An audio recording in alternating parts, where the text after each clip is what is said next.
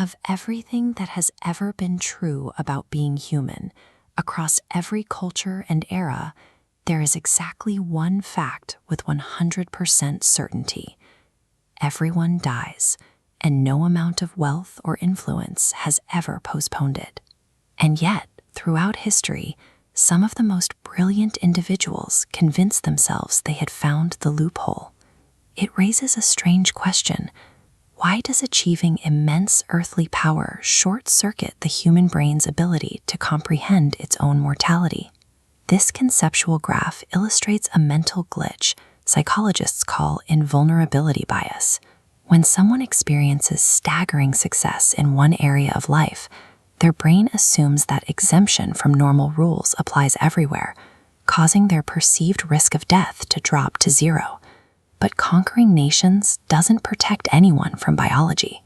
For history's most powerful people, the absolute belief that they had beaten death is exactly what led them straight into it. Around 221 BC, Qin Shi Huang unified China for the first time. He built the foundations of the Great Wall and consolidated control over a massive region, becoming the most powerful ruler the empire had seen. But as he aged, that total control metastasized into a consuming, paranoid fear of dying. He dispatched hundreds of scholars across his empire on a desperate search for an immortality elixir. He even constructed secret passageways connecting his palaces, convinced that if he concealed his exact location from his own ministers, he might actually hide from the universe itself. When a meteor fell near the Yellow River, bearing an inscription predicting his death, he had the rock pulverized and executed every nearby witness to protect his delusion. Eventually, his alchemists delivered what they promised was the physical vessel for immortality, pills crafted from mercury and cinnabar. Ingesting those daily doses of toxic heavy metals slowly destroyed his internal organs from the inside over 10 years. He died at just 49 years old, killed by the very cure his terrified obsession drove him to consume. 2,000 years later, Grigory Rasputin arrived in the Russian royal court. He was a polarizing mystic who amassed massive political influence. The most famous version of his assassination claims he ate cyanide-laced cakes and drank poisoned wine without showing a single symptom.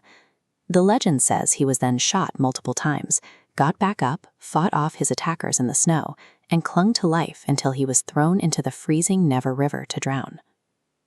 For over a century, this painted him as a nearly supernatural figure, but modern forensic analysis reveals this narrative was an embellishment, spun by his own assassin to sell books. Re-examinations of the original autopsy photographs show a direct contact, point-blank gunshot wound right to his forehead. Furthermore, there is zero toxicological evidence that he was ever poisoned. He was absolutely dead before his body hit the water.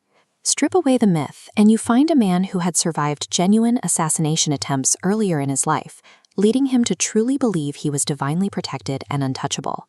Surviving extreme danger builds a dangerous illusion of supernatural protection, right up until the cold reality of physics proves it false. What connects a Chinese emperor to a 20th century Russian mystic is a universal psychological leap that still affects the modern world. We see this same invulnerability bias today when professional dominance or physical mastery makes someone feel like an exception to reality, whether it's a high-performing executive who assumes their success allows them to ignore health warnings, or an athlete whose past triumphs convince them that danger is only for other people. None of these individuals failed to escape death because they lacked cleverness, determination, or influence. This diagram illustrates mortality as a solid, immovable, horizontal boundary. The shapes building upward represent lifespans, empires, and technologies, all eventually hitting this limit without breaking through. Death was never a technical oversight, but rather the single fixed boundary of physical existence.